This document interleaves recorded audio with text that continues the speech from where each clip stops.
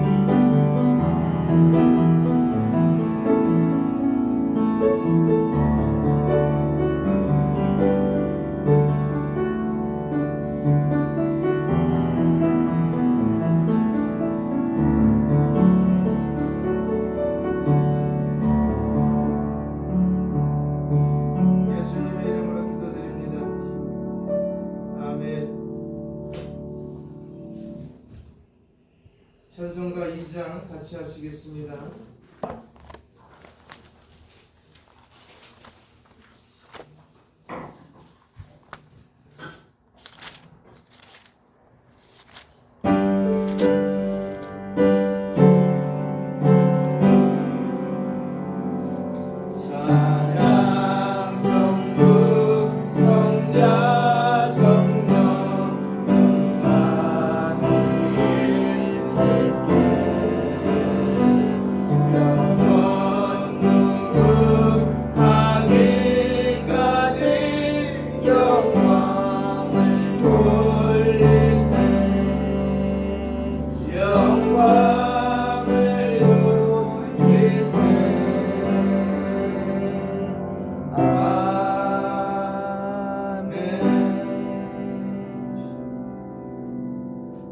교동문 15번입니다.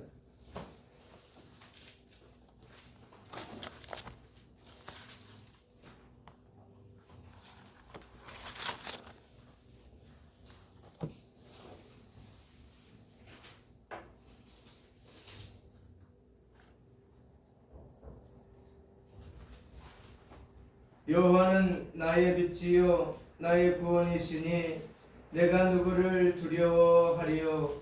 여호와는 내 생명의 능력이시니 내가 누구를 무서워하리요. 악인들이 내 살을 먹으려고 내게로 왔으나 나의 대적들 나의 원수들인 그들은 실족하여 넘어졌도다. 군대가 나를 대적하여 진칠지라도 내 마음이 두렵지 아니하며 전쟁이 일어나 나를 치려할지라도 나는 여전히 태연하리로다. 내가 여호와께 바라는 한 가지 일 그것을 구하리니 곧 내가 내 평생에 여호와의 집에 살면서 여호와의 아름다움을 바라보며 그의 성전에서 사모하는 그것이라. 여호와께서 환난 날에 나를 그의 초막 속에 비밀히 지키시고 그의 장막 은밀한 곳에 나를 숨기시며 높은 바위 위에 두시리로다. 이제 내 머리가 나를 둘러싼 내 원수 위에 들리리니 내가 그의 장막에서 즐거운 제사를 드리겠고 노래하며 여호와를 찬송하리로다. 아멘. 아멘. 다같이 사도신경으로 신앙 고백 드리겠습니다. 나는 전능하신 아버지 하나님 천지의 창조주를 믿습니다. 나는 그의 유일하신 아들 우리 주 예수 그리스도를 믿습니다.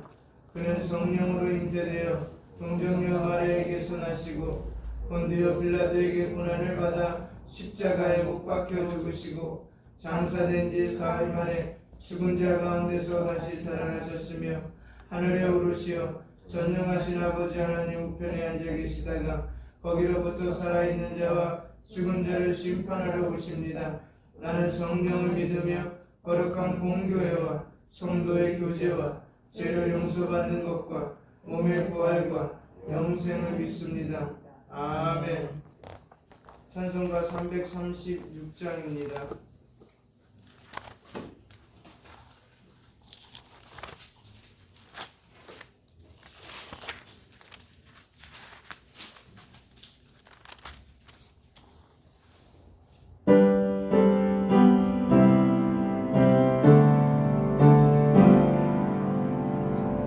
환난과 핍박 중에도 성도는 신앙 지켰네.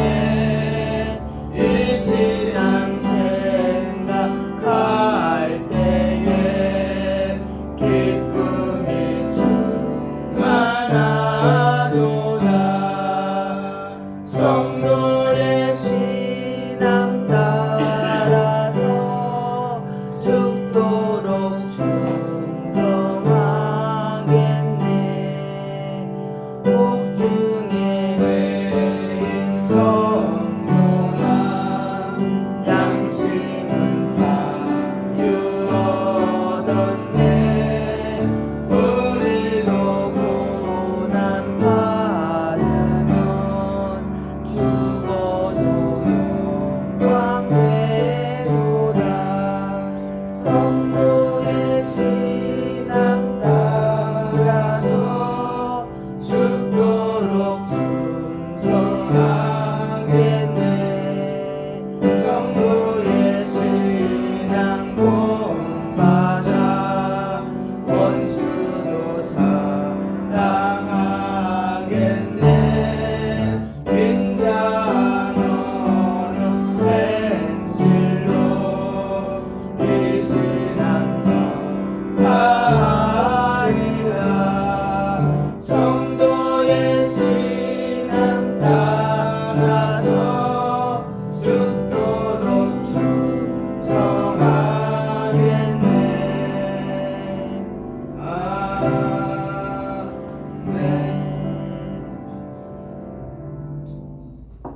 기도드리겠습니다.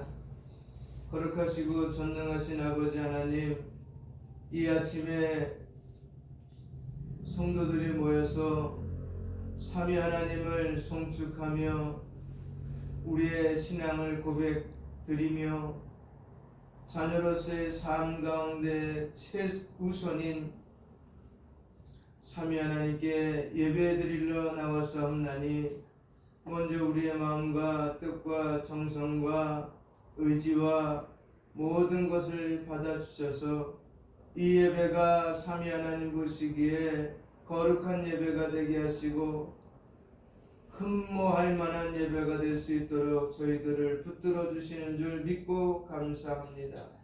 저희들이 드려지는 이 예배 가운데 하나님을 더욱더 가까이 하며 하나님의 뜻을 더욱더 물으며 하나님과 더불어 동행하는 그 삶이 될 수 있도록 저희를 더욱더 복종하며 순종하며 살아갈 수 있는 저희의 모든 은파의 가족들 될 수 있도록 붙들어 주시고 도와주시옵소서.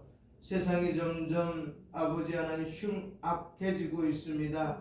선과 악의 아버지 하나님 분기점도 사라졌습니다. 무엇이 악인지 무엇이 선인지 자기에게 유리하면 선이고 자기에게 불리하면 악인 이 시대 속에 그리스도인으로서 살아간다는 것이 얼마나 혼란스럽고 얼마나 분별력을 가지고 살아가야 될지 주님 저희들을 불꽃 같은 눈동자를 지켜보호하여 주셔서 이 시대 속에 이 혼탁한 시대 속에 아버지 하나님 탕자와 같이 세상에 빠져 살지 아니하도록 더욱더 붙들어 주시고 아버지 하나님 삭개오와 같이 아버지 하나님을 만나고자 하는 그 열정이 넘쳐 뽕나무에 올라가 아버지 하나님을 만나고 그의 집안이 구원받고 그의 삶이 변화된 그들의 신앙을 본받을 수 있는 우리의 은파의 가족들 되게 하여 주시옵소서. 세상 좋지요 달콤하게 하는 요소가 얼마나 많은지 모릅니다. 아버지 하나님 그 달콤함에 취하여 우리가 신앙을 저버리고 하나님을 저버리는 어리석은 성도들이 되지 않고 아버지 미련한 자녀들이 되지 아니하도록 저희들을 붙들어 주시옵소서. 그래서 더욱더 빛과 소금의 역할을 잘 감당하여서 하나님 나라에 하나님의 의를 이루어가며 하나님의 임재를 날마다 삶 가운데 경험하여 아버지 복된 삶을 살 수 있도록 주여 붙들어 주시고 인도하여 주시옵소서. 그래서 이 시대 속에 진정한 그리스도인 참다운 그리스도인 될 수 있도록 주님 인도하여 주시옵소서. 사도행전 11장에 그리스도인이라는 이름이 처음 등장했을 때 그들은 별종이었습니다. 아버지 그들은 조롱거리였습니다. 근데 오늘날 그리스도인 어떻습니까? 똑같이 조롱을 받고 있지만 그들은 십자가 때문에 조롱받았지만 지금은 우리 자신들 때문에 조롱받고 있습니다. 하나님 바뀌어질 수 있는 삶이 되게 하여 주시옵소서. 예수님 때문에 조롱받는 저희들로 만들어 주시옵소서. 예수님 때문에 비웃음을 당하는 저희들 되게 하여 주시고 아버지 하나님의 나라가 그 안에 있음을 그들이 발견할 수 있도록 저희들을 마음껏 아버지 사용하여 주시옵고 부탁드립니다. 우리 은파의 가족도 세상 닮지 않도록 하여 주시옵소서. 세상에 그 하나도 닮지 않게 하여 주시옵소서. 악은 그 모양이로도 버리며 살아갈 수 있는 저희의 삶 되게 하여 주시옵소서. 오늘도 이 예배 가운데 하나님 보이고자 하는 분들이 안 보이고 아버지 아직도 쉬고 있는 분들이 있사옵나니 아버지 같이 나와서 예배드리는 그 시간이 속 기우게 하여 주시옵소서. 그들의 마음을 위로하여 주시고 그들을 찾아 하나님의 그 평안함을 허락하여 주시옵소서. 예수님의 이름으로 기도합니다.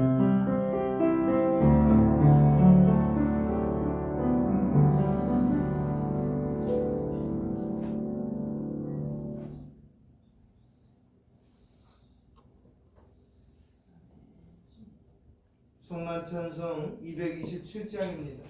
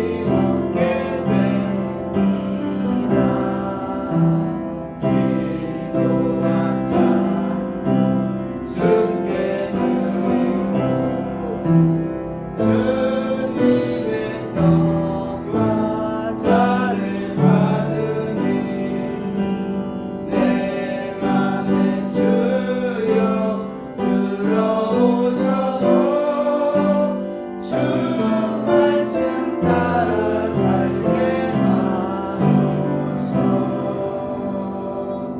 아멘.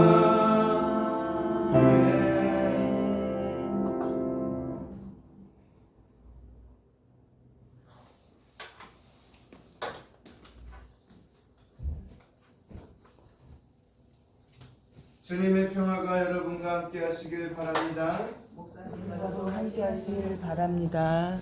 이제 화해의 징표로 서로 평화의 인사를 나눕시다. 주님의 이름으로 평안을 빕니다.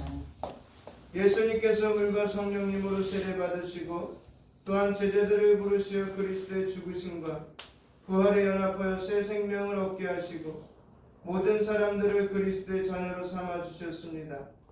이제 하나님께서 이 물을 성별하여 주옵소서. 성령의 능력이 이 물 위 임하셔서 주님의 백성을 성결케 하옵소서. 주의 백성을 성결케 하옵소서.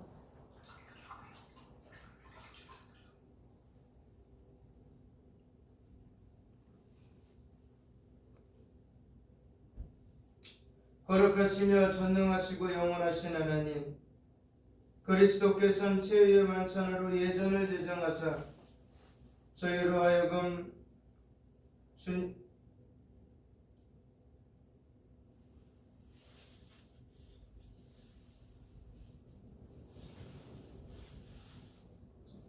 십자가와 부활을 기념하는 축제를 지키게 하시고 먹고 마시는 것으로 주님의 임재를 맛보게 하셨나이다. 또한 구원받은 모든 사람을 왕같은 제사장으로 세우사 거룩한 교육에 동참함으로 교회를 양육하고 교회가 주님의 성례전으로서의 생명을 유지하게 하셨나이다. 그러므로 우리는 천사들과 모든 성도들과 함께 주님의 영광을 선포하고 찬양하나이다. 우리와 함께 하신 주님을 찬양합니다. 성만찬 말씀입니다.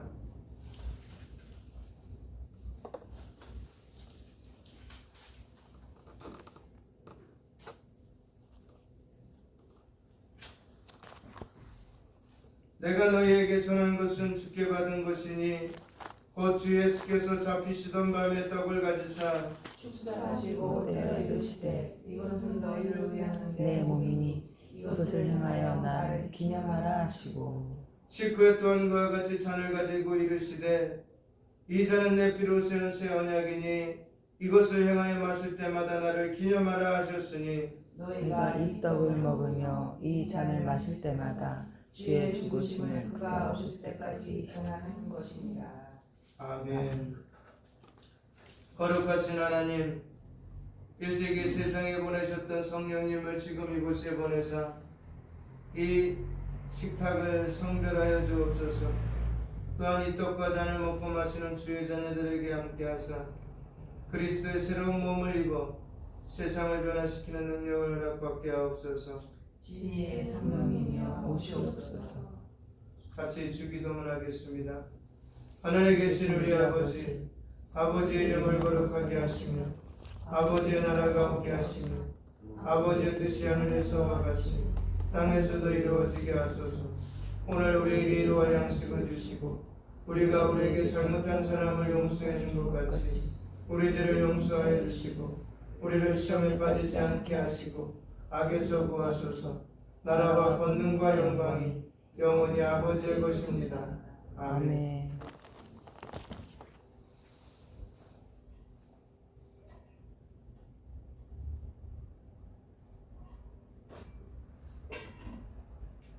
이 떡이 하나의 듯이 우리 모두는 하나입니다. 그러므로 우리가 이 떡을 감사함으로 받을 때 우리는 하나가 되는 것입니다. 아멘.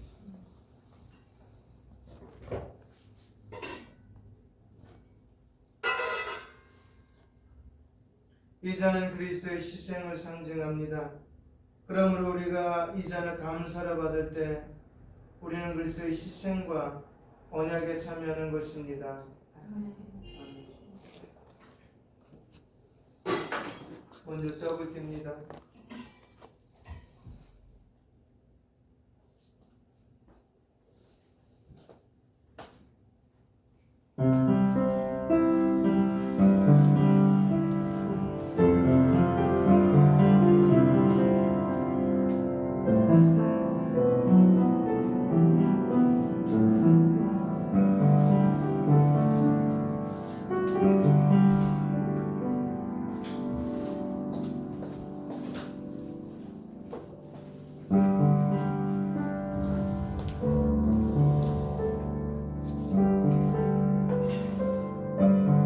잔을 나누겠습니다.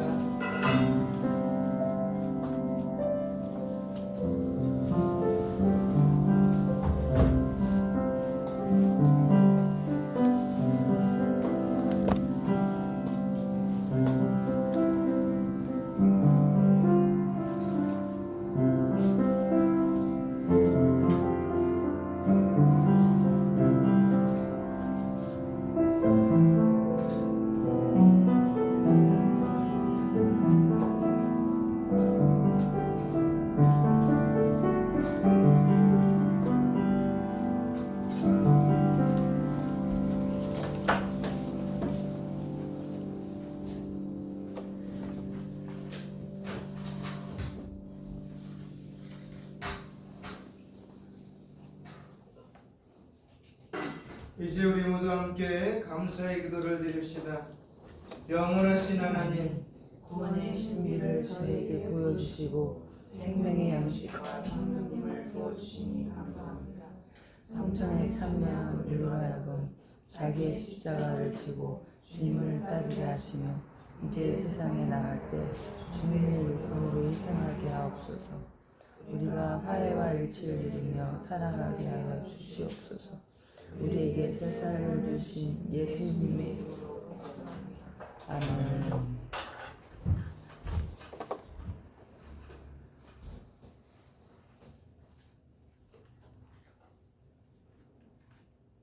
사도행전 12장 1절로 마지막 25절까지의 말씀을 같이 보겠습니다. 사도행전 1장 12장 1절로 25절까지의 말씀.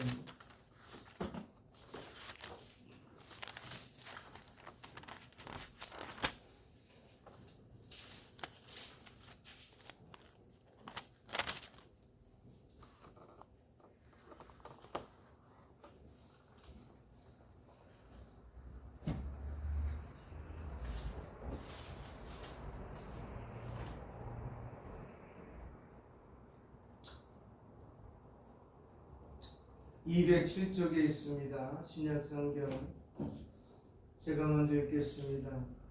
그때 헤롯 왕이 손을 들어 교회 중에서 몇 사람을 해하려 하여 요한의 형제 야고보를 칼로 죽이니 유대인들이 이를 기뻐하는 것을 보고 베드로도 잡으려 할세. 때는 무교절이라. 잡음에 옥에 가두어 군인 대신 내 배에서 맡겨 지키고 지키고 유월절 후에 백성 앞에 끌어내고자 하더라. 이에 베드로는 옥에 갇혔고 교회는 그를 위하여 간절히 하나님께 기도하더라.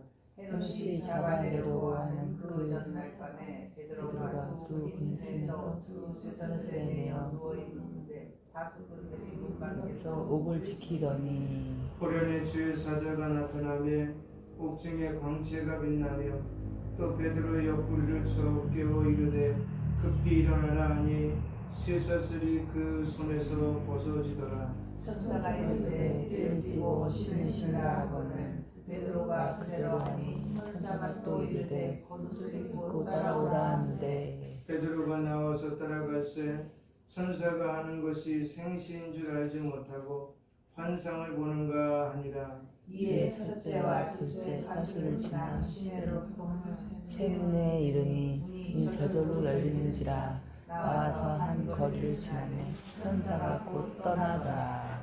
이에 베드로가 정신이 들어 이르되 내가 이제야 참으로 주께서 그의 천사를 보내어 나를 헤롯의 손과 유대 백성의 모든 기대에서 벗어나게 하신 줄을 알겠노라 하여 깨닫고 마가라는 요한의 어머니 마리아의 집에 가니 여러 사람이 거기에 모여 기도하고 있더라. 그들이 말하되 내가 미쳤다나 여자아이는 힘써 말하되 참말이라 하니 그들이 말하되 그러면 그의 천사라 하더라. 13절 13절을 읽으셔야 하는데.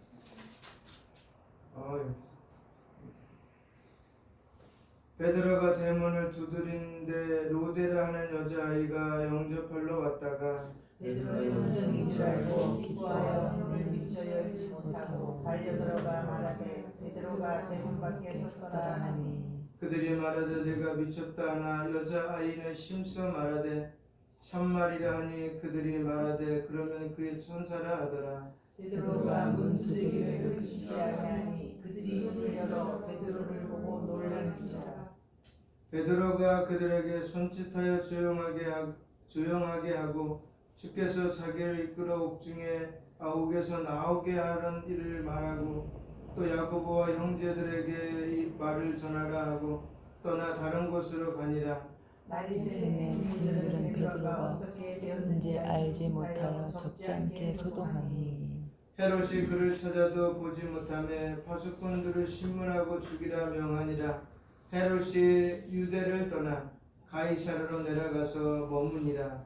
헤롯이 두로와 시돈 사람들을 대단히 노여워하니 그들이 지방이 왕국에서 난 양식을 먹는 까닭에 한 마음으로 그에게 나와 왕의 침소 같은 신하 블라우스를 설득하여 항복하기를 청한 자. 헤롯이 나를 택하여 왕복을 입고 단상에 앉아 백성에게 연설하니 백성들이 크게 부르되 이것은 신의 소리요 사람의 소리가 아니라 하거늘.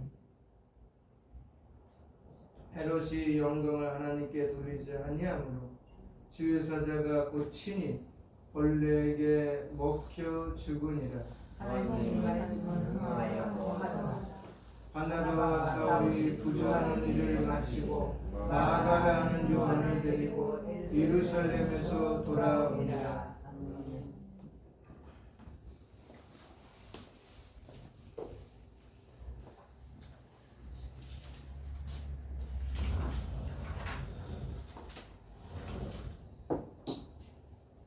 어, 19절까지는 이미 말씀을 드린 거예요. 그렇지만 이제 후반절이 있기 때문에 저희가 한 3주를 같이 사도행전을 못했기 때문에 갑자기 또 20절로 25절을 말씀드리다 보면은 혼란스러울 수 있어서 제가 한 번 더 읽은 겁니다.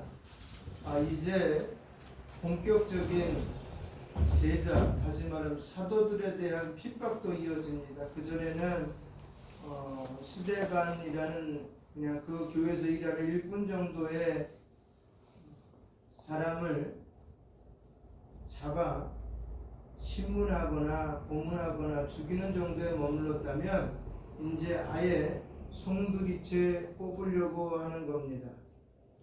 사실 11장 하반절, 다시 말하면 19절부터 보면은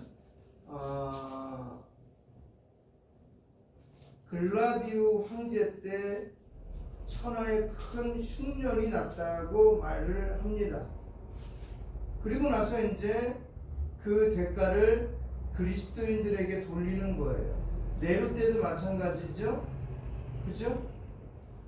네로 때의 그 성이 로마라는 도시가 17개의 권역으로 나눠져 있는데 2개 정도만 남고 다 불탄 거예요. 그걸 갖다 누구한테 돌렸어요? 그리스도인들한테. 답나봐요. 그런 환경 속에서 첫 번째로 순교하신 분이 누구다? 예? 오늘 본문 1절과 2절에 나옵니다. 그죠? 요한의 형제 야고보가 처음으로 죽습니다. 순교를 당해요. 그러고 나서 어떻게 됐을까요? 유대인들이 참 기뻐해요.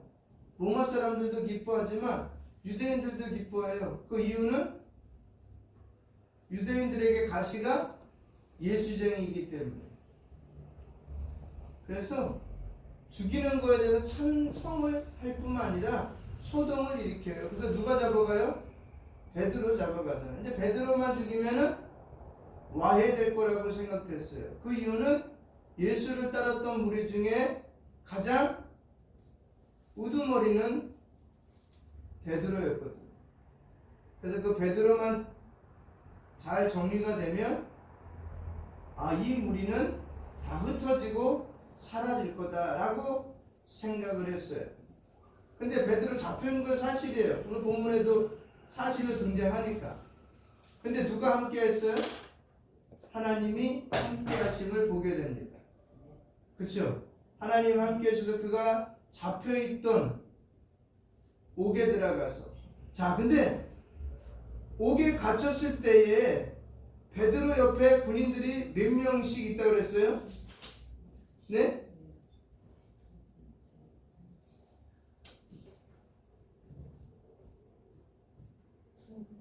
네? 여기서 옥에 갇혔다는 성경의 그 때의 문헌을 보면은 총 4명이 있어요. 어떻게 돼 있냐면 죄수가 가운데 있고요. 양 옆에 발로 묶어서 같이 있어요. 그걸 갖다 2교대로 진행을 합니다. 그러니 도망갈 수 있어요? 없어요? 도망 못 가요. 바울도 그렇게 지냈거든요. 바울이 그런 상태에서 그럼 옆에 있던 사람들은 어떻게 됐어요? 복음으로 변화됐어요. 복음으로 변화됐어요. 그러니까 그들이 뭘 했어요? 왕에게까지 복음을 증거하는 사람들이 됐어요. 그리고 죽었어요. 그렇게 연결된 게 언제까지요? 313년 콘스탄티노플 대황제까지 이어지는 거예요. 복음이라는 건 죽어야만 열매를 맺게 돼 있어요. 그러니까 다른 종교하고 틀린 거예요. 기독교는 다른 종교는 살아야 된다고 얘기하는데 기독교는 죽어야 된다고 얘기해요. 죽지 않으면 절대로 교회는 성장할 수가 없어요. 그래서 요한복음 12장에 보면 한 알의 밀 알의 땅에 떨어져 죽으면 열매를 맺는데 죽지 않으면 열매 못 맺고 그냥 썩어서 없어지는 거예요. 그래도 우리 썩지 말라고 예수님이 우리에게 뭐라고 말씀하셨어요? 너희는 세상의 소금이다 라고 얘기하는 거예요. 썩지 말라고, 곰팡이 슬지 말라고 너희 세상의 빛이라고 얘기했던 거예요. 근데 빛과 소금의 역할을 감당하기 싫어하는 게 사람의 원칙이에요. 사람은 원래 죄성을 지니고 태어나기 때문에 어둠을 좋아해요. 밝은 햇빛을 안 좋아해요. 그래서 밝은 데 드러나는 건 싫어해요. 늘 어두운데, 죄 많은 곳에 즐거움이 더 크니까. 낮에는 즐거운 데가 별로 없어요. 있긴 했죠. 그러나 만약 100가지의 즐거움이 밤에 있다면 낮에는 한두 가지밖에 없죠. 뭐 찾아서 하면 더 있겠지만. 그러나 저녁은 즐거움을 찾지 않아도 곳곳에 배치되어 있어요. 여러분 혹시 쥐 잡는 쥐약을 만들어 보셨어요? 어렸을 때 뭐 시골에도 쥐가 많으니까 만들어 봤는데 쥐약은 100% 약만 쓰지 않았어요. 쥐를 잡는 그 약을 쓰지 않아요. 99% 쥐가 좋아하는 쌀밥을 가지고 1% 되는 약을 거기다 섞어요. 그럼 쥐가 잘 먹겠죠? 잘 먹다가 어떻게 돼요? 그 약, 1% 약을 그때 건드리는 거예요. 그래서 어떻게 해요? 죽는 거예요. 세상도 똑같아요. 99%의 죄가 달콤하게 유혹을 해요. 그러면서 1%의 그 예수 그리스도를 따른 대로 모양을 갖고 커버를 하는 거예요, 우리가. 그 달콤함에 죽는지 모르고. 오늘날 시대가 점점 더 그렇게 되어지는 것 같아요. 점점 더 돼요. 점점 더 유혹하는 요소가 많아요. 왜냐하면 사회와 문화와 경제와 예술이 발달되면 발달될수록 하나님을 가까이 하지 않는다는 것이 기본적인 통계예요. 그럼 초대교회 때 언제 잘 믿었을까요? 역사상 보면 초대교회 때가 가장 잘 믿었어요, 예수님을. 근데 그때 어땠어요? 그때 어땠어요? 우리나라도 마찬가지예요.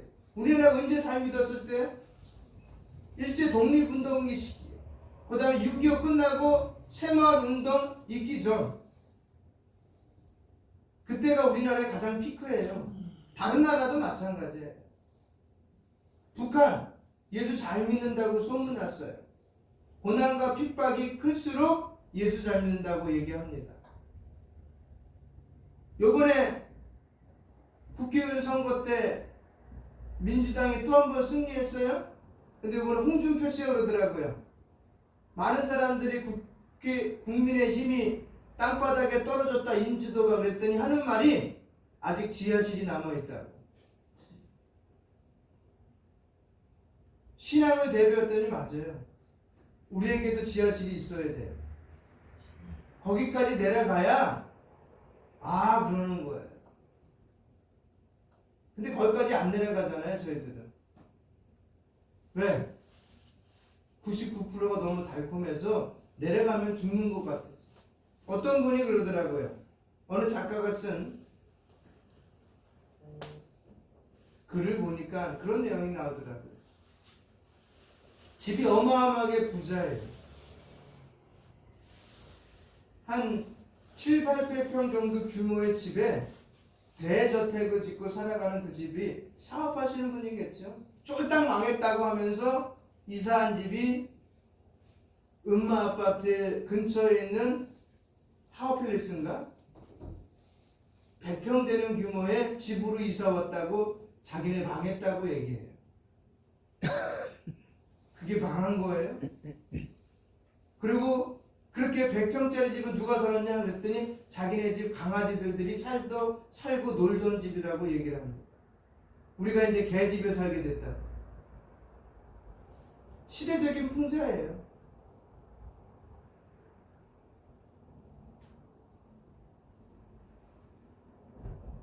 그리스도인이 된다는 것은 그 속으로부터 나온다는 걸 얘기하고 있어요. 죽겠다고 고백하는 거예요. 여러분, 예수님이 이 땅에 오셔서 예수님 스스로가 자기가 누구라고 얘기하지 않았어요. 사람들이 너 누구냐라고 증명해봐라 얘기했을 때 예수님은 증명하지 않았어요. 그렇죠? 예수님 증명하지 않았어요. 내가 누구다라고 얘기하지 않았어요. 예수님이 증명한 건 한 가지예요. 자신의 아버지가 시킨 일을 얘기했어요. 그거 외에는 자기가 누군지 얘기하지 않았어요.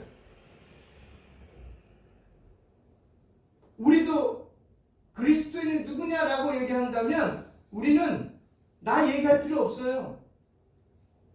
예수님이 나에게 명령하신 것만 따라 행하는 사람이라고 얘기하면 돼요. 근데 우리는 자꾸만 나를 증명하려고 그래. 증명할 필요 없어요. 내가 증명해봐서 주인인데? 시편 말씀이나 이사야 말씀이나 창세기, 특별히 창세기 보면 나는 철저한 죄인인데? 그래서 로마서 5장, 6장에 보면 어떻게 했어요? 하나님으로부터 멀리 떠난 사람, 더 이상 하나님을 가까이 할 수 없는 존재, 영원히 죽을 수밖에 없는 존재라는 것을 우리는 기억을 해야 돼요. 그래서 여러분, 말씀드렸지만 디다케라는 사도들의 교훈집이 있어요. 제가 올려드릴게요. 교회 카톡방에 한번 읽어보세요.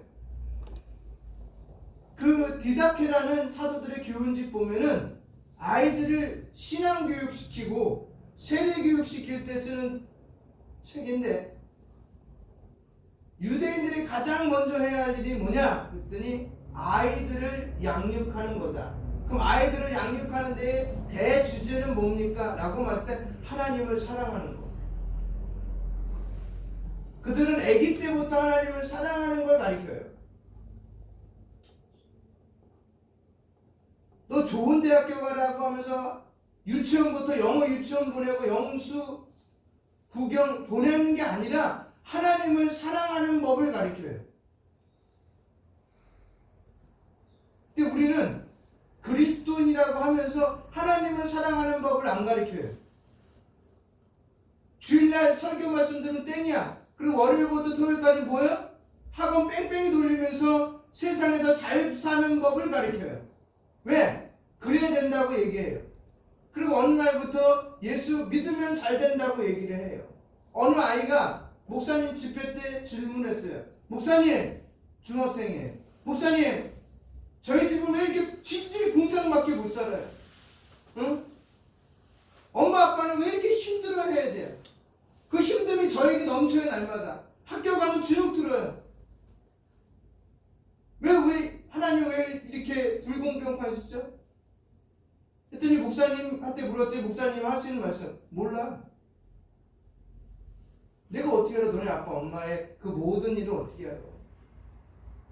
그러면서 그 아이가 몰라요? 근데 저는 모르지만 매일 기도했어요. 하나님 여기서부터 탈피해달라고. 이 지긋지긋한 가난으로부터 탈피해달라고 기도했어요. 근데 하나님 응답 안 해주세요. 엄마 아빠는 매일 힘들어 하십니다. 이 일을 어떻게 되겠습니까? 저 답 좀 주세요. 그랬더니 목사님 하시는 말씀이 나 답 줄 거 없다. 네가 답이다 그랬어요. 왜 제가 답이에요? 그렇게 힘들어 하지만 너가 기도하니까 그나마 하나님 붙들어 주시는 거야. 엄마 아빠가 갈등할 때 기도하는 네가 옆에 있으니까 그나마 붙들어 주시는 거야. 네가 기도하라고 그 집에서 태어난 거야.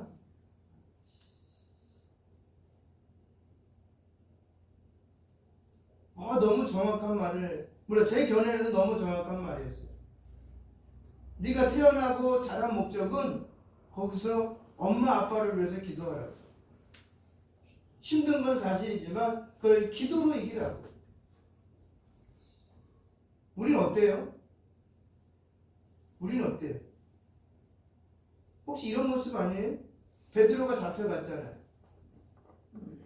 그랬더니 하나님이 천사를 보내서 열어주셨잖아요. 말씀드려요. 군인들이 옆에 있어요. 내가 움직이면 같이 움직여야 돼. 화장실에 가도 같이 가야 돼요. 밥 먹어도 같이 먹어야 돼요. 불편한 자리예요. 근데 깨웠어요. 누구만 깨웠어요? 베드로만. 이거 기가 막힌 일 아닙니까? 기적 중에 기적이 아니에요? 5명이 쭉 누워있는데 누구만 봤다고요? 베드로만. 바울과 군사들이 시리아 지역에 있는 다마스커스에 가서 믿는 사람을 죽이려고 갔을 때 만난 사람 누구를 만났어요? 바울만. 거기까지 좋아요. 다 그랬어요. 우리 만나줬으니까 하나님이. 근데 만난 사람들이 어디서 뭐하고 있었어요? 베드로를 위해서 기도하고 있었어요. 하나님 제발 뭐라고 기도했겠어요? 살려주십시오. 돌아오게 해주십시오. 아무 일 없게 해주십시오. 그분이 없으면 끝장납니다 하면서 기도했겠죠. 근데 왔어요? 안 왔어요? 왔어요. 근데 누구만 베드로라고 인정했어요? 여자아이 하나 로데. 나머지 사람들은요 뭐라고 얘기하고 있어요? 하나님이 보내주신 천사구나. 믿었어요? 안 믿었어요? 안 믿었어요. 우리가 그런 형편 아닌가? 내가 음파교회 보낸 목적, 내가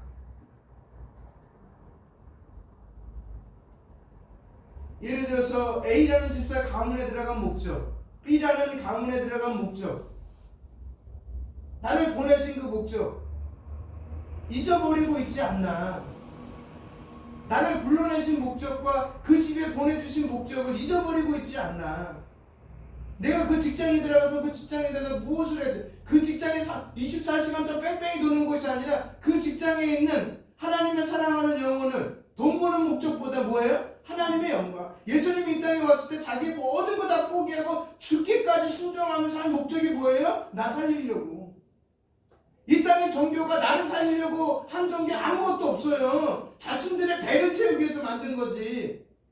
교회도 마찬가지예요. 오늘날 교회가 부패하고 썩어서 자신들의 배가 불리는 모습이 보여지고 있지만 그래도 설교 내용은 하나님 너 사랑하고 너를 위해서 살리기 위해 예수님 보냈다는 내용은 변치 않아요. 사람이 변질됐지, 목사가 변질됐고 성도들이 변질됐지, 그 변질된 사람 속에서 나오는 그 한마디는, 성경에 나오는 그 한마디는 내가 너 사랑하고 너를 위해서 죽었고 너를 위해서 부활했고 너를 위해서 다시 오겠다는 그 약속은 변치 않는다는 거예요. 믿어지십니까?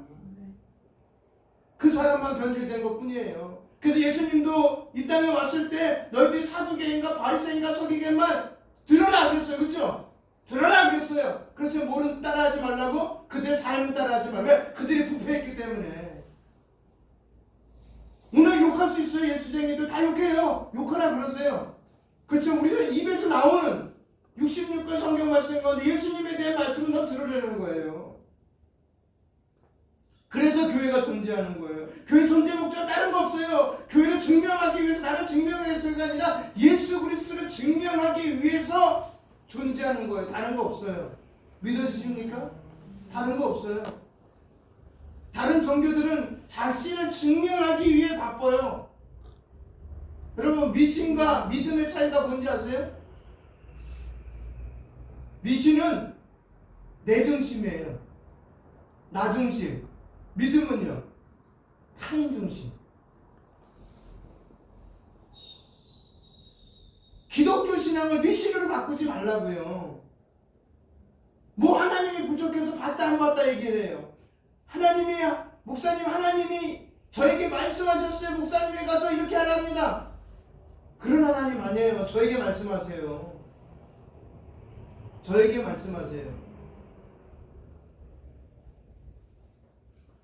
그렇게 기도 많이 하는 사람도 오늘 본문의 베드로를 보고도 믿지 않았어요. 그때 그랬는데 지금 오죽하겠습니까? 성령 받은 사람이 있겠어요? 기도하는 사람이 있겠어요? 말씀에 대해서 묵상하면서 깊이 젖어드는 사람들이 지금 얼마나 있겠습니까? 그래서 예수님께서 말세에 뭐를 보겠느냐고요? 믿음을 보겠냐고 그랬어요. 내가 올 때 믿음을, 믿는 사람이 없다는 거예요. 점점. 왜? 믿음이 변질됐기 때문에. 믿음은 뭔지 아세요? 예수님의 믿음은 여호와 하나님을 전적으로 신뢰하는 거예요. 그 신뢰 대상이 하나님인데 뭘 신뢰하는 거예요? 너 죽는 거. 십자가에서 죽는 거. 그거 얘기했더니 베드로 잡혀간 거잖아요. 그 잡혀간 거 이유가 다른 거 아니에요. 그거예요. 그래서 초대교회 이후로 종교교육 이전까지 다 잡혀서 죽은 사람은 이 얘기했기 때문에 죽은 거예요. 오늘날도 선교지에 특별히 이슬람 국가권에서 사역하시는 선교사님들 이것 때문에 다 죽은 거예요. 우리 안 죽잖아요. 대한민국은 아직은 안 죽여. 여러분, 유럽권은 대부분 이슬람 됐어요.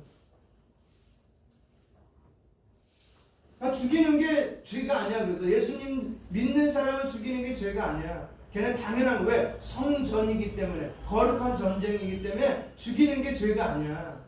당연한 일이야. 그렇게 죽이면 내가 하나님 나라, 지들이 말하는 하나님의 나라라고 하면은 성전에서 승리하는 그들에게 뭐가요? 아리따운 여자가 20-30명을 신부로 주는 것이 그들의 보상이야.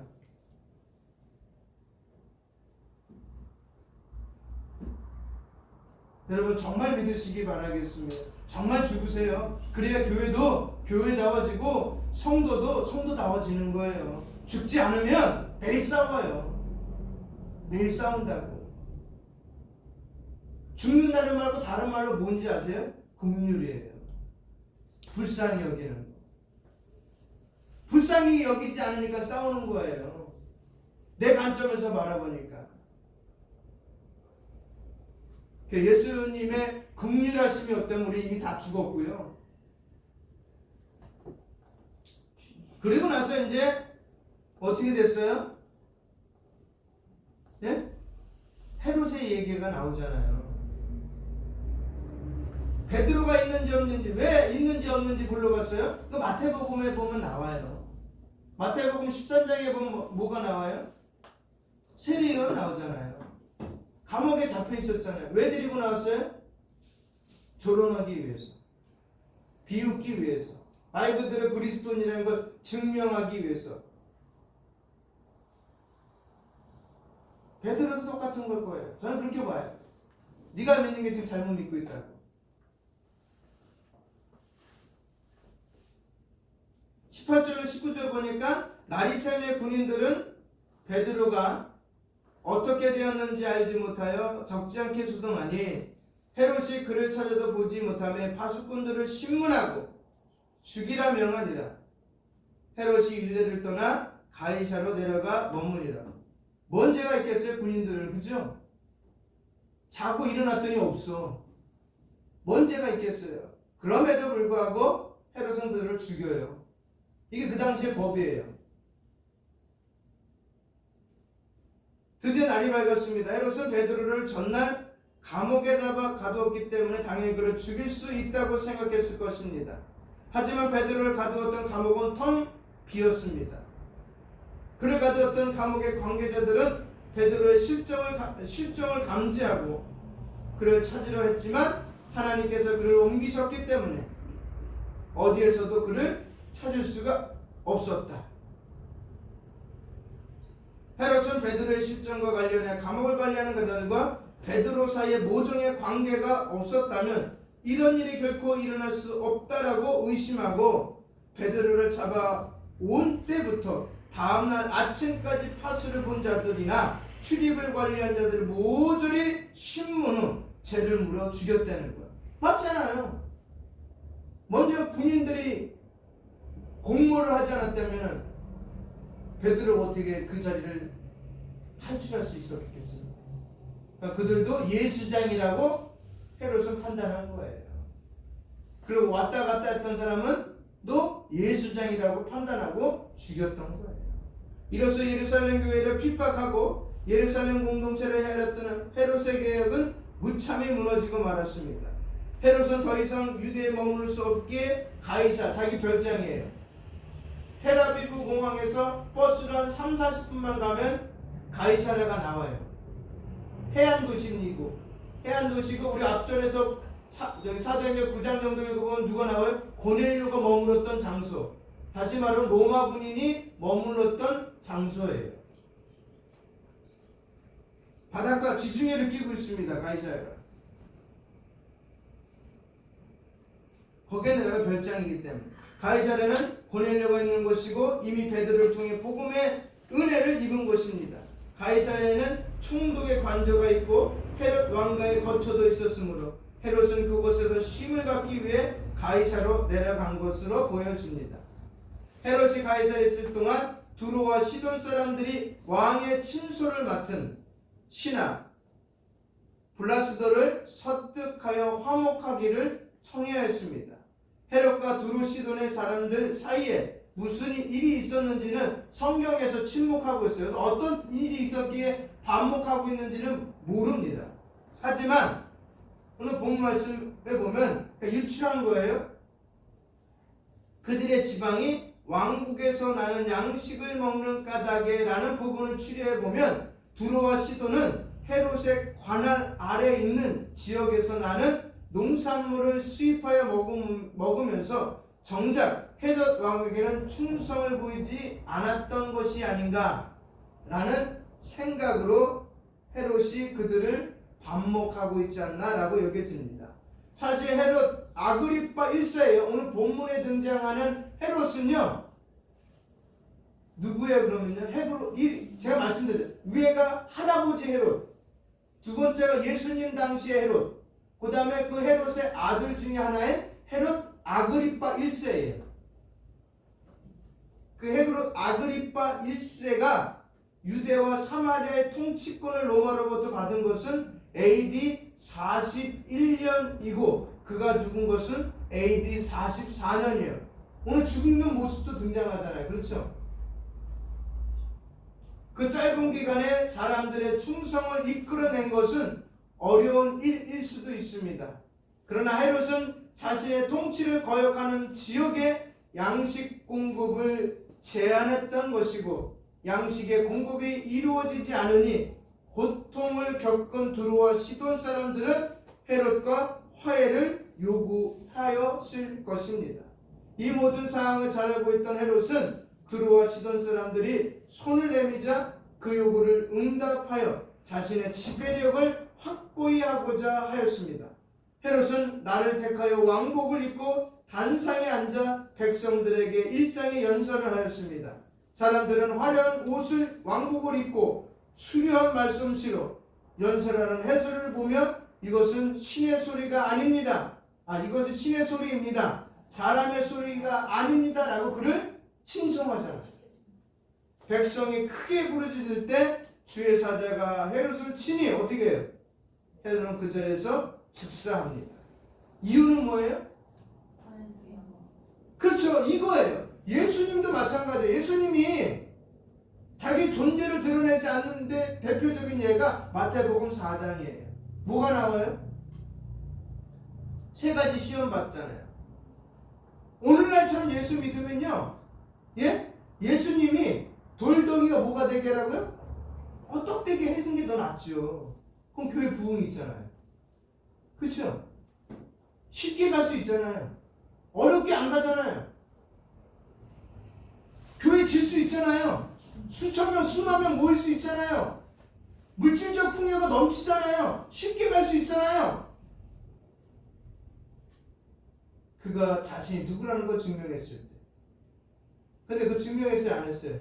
다른 말을 하잖아요. 더 높은 차원의 말을 해요. 뭐예요? 사람이 떡으로만 살 것이 아니라 하나님의 입에서 나오는, 중요한 건 어디서 나오느냐? 입에서 나오는 말씀으로 살리라. 할렐루야. 두 번째도 있잖아요. 높은 곳에 내려고 올랐잖아요. 떨어지면 누가 와서요? 천군 천사가 와서, 그런 스펙타클한 사건이 어디 있겠어요. 그잖아요. 여기 5층에서 떨어져도 죽을까 말까 하여튼 여기서 더 높은 데서 떨어지라. 그 높은 데가 어디냐면 예루살렘 성전이에요. 거기 누가 있겠어요? 지도자들이 있겠죠. 백성들이 있겠죠. 그거 보게 되면 어떻게 되겠어요? 쉽게 예수님을 하나님의 아들이라 인정하겠지. 천사도 보게 되고. 그럼 그 십자가에 죽었겠어요? 아니요. 교회도 부흥했겠죠. 예루살렘은 난리 났겠죠. 이제 하나님의 아들이 왔다고. 우리 이제 로마로부터 해방됐다고. 난리 났겠죠. 짐치고 북치고 마치 모세가 시내산에 올라가 있고 아론과 백성들이 황금 송아지 만들어 놓고 이게 하나님이다라고 흥에 겨워서 술 먹고 마시면서 그런 자리가 되겠죠. 예루살렘이. 그걸 바라고 있어요. 우리가 예수 믿으면서. 그걸 바라보고 있는 거예요. 예수 믿으면서요. 교회 짓고 대형차 사고 묘 있는 동산 사고 기도원 사고 10,000명 20,000명 모이는 교회 만들어서 내 새끼가 이렇다 하고 자랑하고 싶은 것이, 내 친척이 이렇다 하고 자랑하고 싶은 것이 우리 그리스도인이 되어버렸어요. 근데 예수님은 그걸 거부했어요. 왜? 그것이 자기의 모습이 아니기 때문에. 그렇게 세 가지를 했어요. 자기를 증명할 수 있는 충분한 기회임에도 불구하고 그렇게 하지 않았어요. 누굴 드러냈어요? 하나님의 명령을 드러낸 거예요. 그것이 예수님의 존재예요. 오늘날 우리의 존재도 그렇게 되시길 바랍니다. 헤롯은 이것을 잊어버린 거예요. 헤롯은 이것을 잊어버린 거예요. 우리도 이것을 잃어버린다면 똑같은 거예요. 그러니까 외형에 너무 치중하는 사람들, 내면은 뜯어보면 빈털털인 사람들. 헤롯은 왕이에요. 왕은 아무 옷을 입어도 왕이에요. 그렇죠? 아무 옷을 입어도 왕이에요. 근데 왕복을, 화려한 양복을 입고 단상에, 단상에서 또 아무거나 입으면 어때?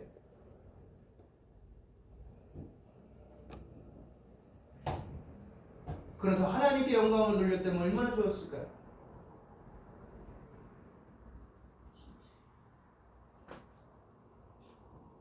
이것으로 예루살렘 교회에 핍박하던 헤롯은 비참한 죽음으로 생을 마감하게 되었습니다. 하지만 하나님의 말씀은 어떻게 됐다고요? 핍박 가운데 오늘 볼까요? 24절 시작. 하나님의 말씀을 묵상하며 거하더라. 아멘. 이게 교회의 특징이에요. 이게 하나님의 나라예요. 지하실까지 내려가야 하나님은 올려주실 줄 전 믿어요.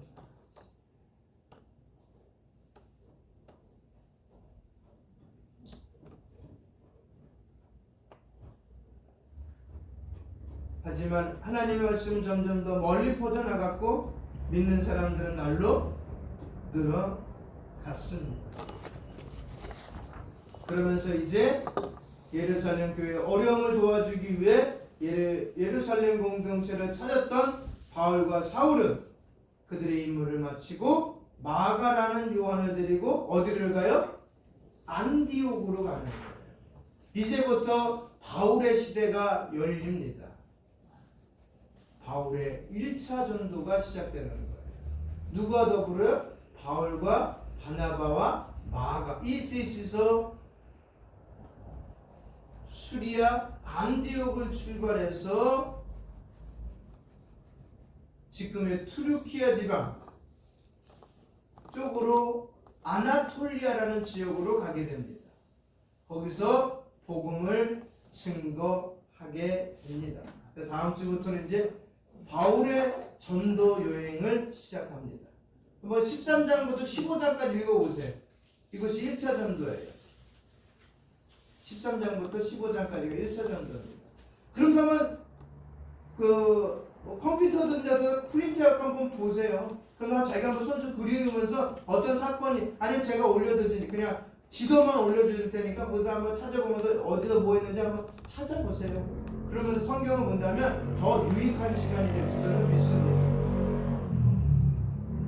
기도하겠습니다. 감사합니다. 하나님, 우리가 예수 그리스도를 믿는 것은 내가 누구인지를 증명하기 위해서 믿는 것이 아니라 하나님의 명령에 순종하기 위해서 믿는 저희들이 되게 하여 주시옵소서.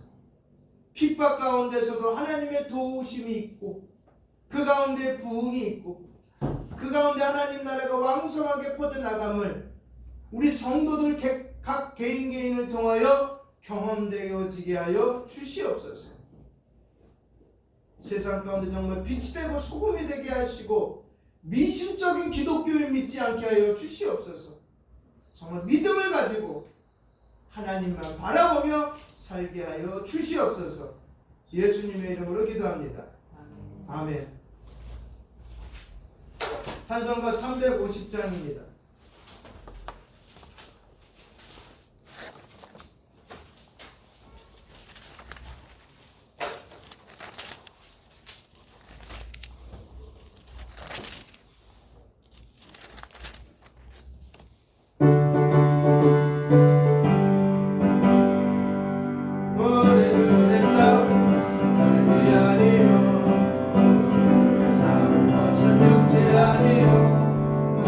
원수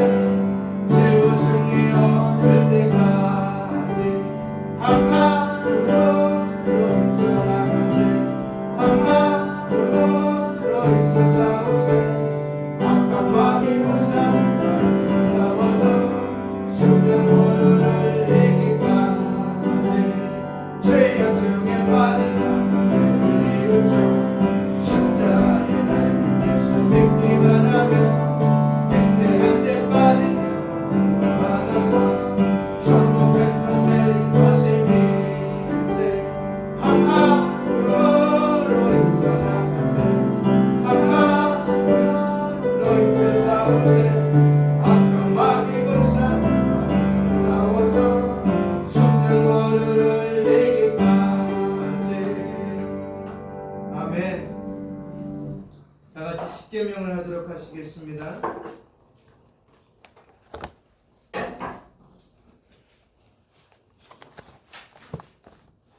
하나님이 모든 말씀으로 말씀하여 이르시되 나는 너를 애굽 땅 종되었던 곳에 인도하여낸 내 하나님 여호와니라. 제1은 너는 나 외에는 다른 신들을 내게 두지 말라. 제2는 너를 위하여 새긴 우상을 만들지 말고 또 위로 하늘에 있는 것이나 땅 아래 물속에 있는 것이나 땅 아래 물속에 있는 것에 어떤 형상도 만들지 말며 그것들에게 절하지 말며 그것들을 섬기지 말라. 나 내 하나님 여호와는 질투하는 하나님인즉 나를 미워하는 자의 죄를 갚되 아버지로부터 아들에게로 상사제까지 이르게 하거니와 나를 사랑하고 내 계명을 지키는 자에게는 천대까지 은혜를 베푸느니라. 제3은 너는 내 하나님 여호와의 이름을 망령되게 부르지 말라. 여호와는 그의 이름을 망령되게 부르는 자를 죄없다 하지 아니하리라. 제4는 안식일을 기억하여 거룩하게 지키라. 엿새 동안은 힘써 내 모든 일을 행할 것이나 일곱째 날은 내 하나님 여호와의 안식일인즉 너나 내 아들이나 내 딸이나 내 남정이나 내 여정이나 내 가축이나 내 문 안에 머무는 객이라도 아무 일도 하지 말라. 이는 엿새 동안에 나 여호와가 하늘과 땅과 바다와 그 가운데 모든 것을 만들고 일곱째 날에 쉬었습니다. 그러므로 나 여호와가 안식일을 복되게 하여 그날을 거룩하게 하였느니라. 제후는 내 부모를 공경하라. 그리하면 내 하나님 여호와가 내게 준 땅에서 내 생명이 길리라. 제6은 살인하지 말라. 제7은 간음하지 말라. 제8은 도둑질하지 말라. 제9는 내 이웃에 대하여 거짓 증거하지 말라. 제10은 내 이웃의 집을 탐내지 말라. 내 이웃의 아내나 그의 남정이나 그의 여정이나 그의 소나 그의 낙이나 무릇 내 이웃의 소유를 탐내지 말라. 예수께서 이르시되 내 마음을 다하고 목숨을 다하고 뜻을 다하여 주 너희 하나님을 사랑하라 하셨으니 이것이 크고 첫째 되는 계명이요 둘째도 그와 같으니 내 이웃을 내 자신과 같이 사랑하라 하셨으니 이 두 계명이 온 율법과 선지자의 강령이니라. 아멘. 연보성 50장을 같이 부르시겠습니다.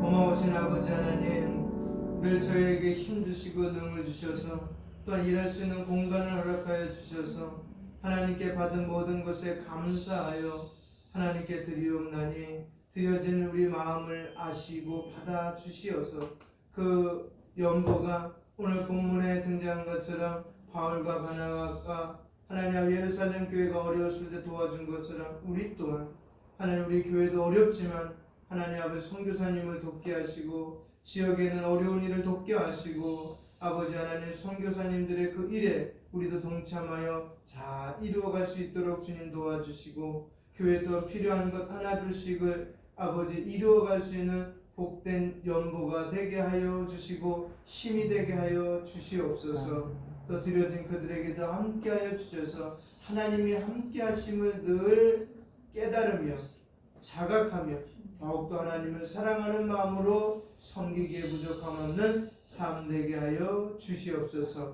예수님의 이름으로 기도합니다. 아멘.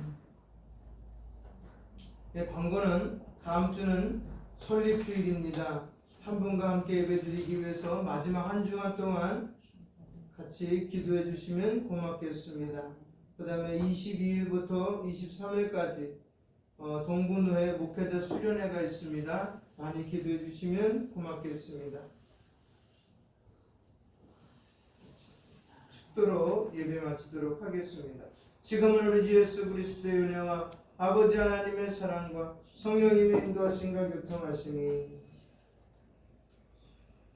교회 핍박 때문에 교회를 떠나거나 교회의 생각과 사상이 다르다고 떠나는 사람들이 아니라 교회를 더욱더 붙들고 기도하며 하나님의 임재를 경험하며 하나님의 명령에 순종하기를 다짐하며 살아간 우리 음파의 모든 가족들 머리 위에와 그의 직장과 사업터와 학업 위에 또한 교단과 신학교와 선교사님들 머리 위에 지금부터 영원토록 함께 있을지어다.